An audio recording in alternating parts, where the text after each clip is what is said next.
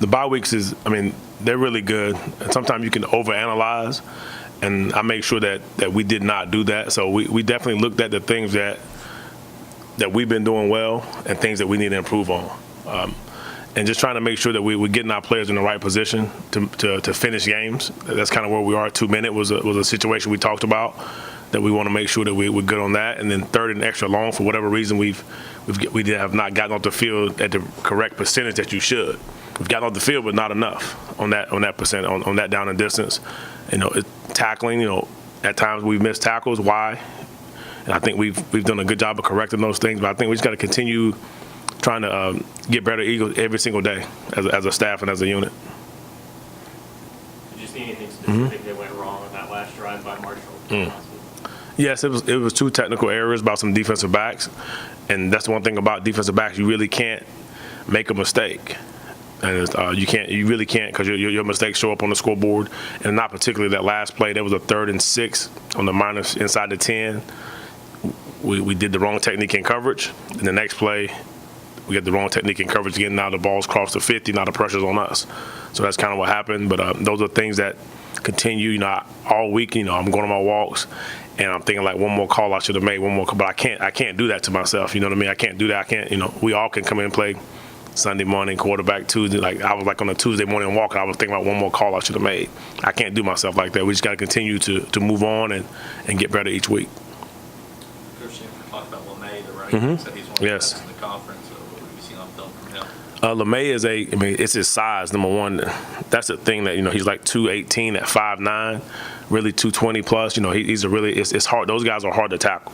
So that's what he brings, and he's broke some runs. I think that was him that broke a run on us last year. I think it's a tackling thing with LeMay, and he runs hard, he finishes, and he's definitely trying to will his team to more wins. Charlotte offense, though, was a little bit different than last year.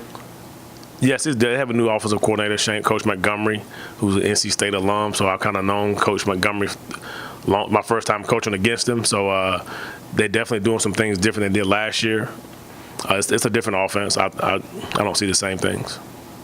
A lot of college football players are having these turnover chains. You guys thought about that? Kids trying You know what? We talked about it one day during fall camp, and I told the guys if they got a turnover today, we'll talk about it.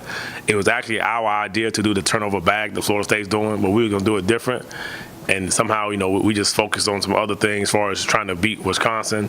Then after Drell got the turnover, he did some little dance on the sideline.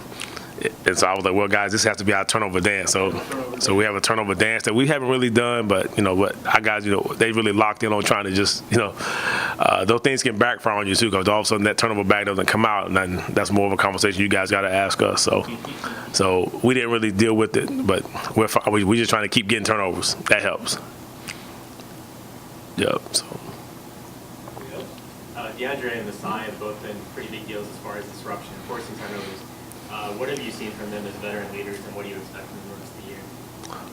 What I've seen from those guys, number one is, like you said, they've definitely touched the ball. Messiah has a sack early. He's been in on a couple other sacks, big hits, third down stops.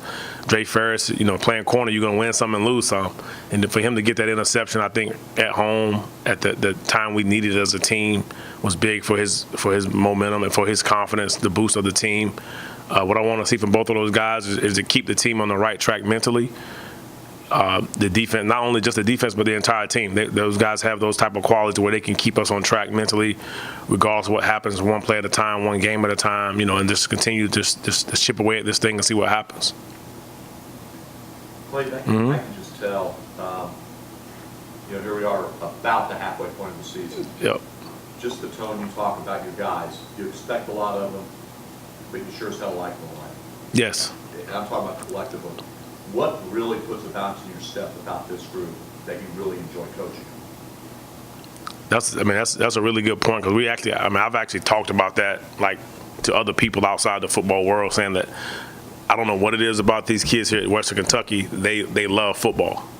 When they come to meetings, when they come inside the white lines, they give you everything they have mentally, just from a energy and focus standpoint. And as a coach, whenever kids don't want to play football and they don't want to come to meetings, that takes a lot out of you as a coach. And so with these kids, it's the flip side. They want to play football, they want to be in meetings, and that just uplifts you as a coach. So that makes it very enjoyable to be around. and then whoever that one player that's not loving football, he sticks out like a sore thumb. And that's the ultimate thing about these kids, regardless of our record, regardless of what it was last year. But that's the main thing that I felt since I've been here for 2 seasons, that these kids love football all the way through. Thanks, Coach. Thank you.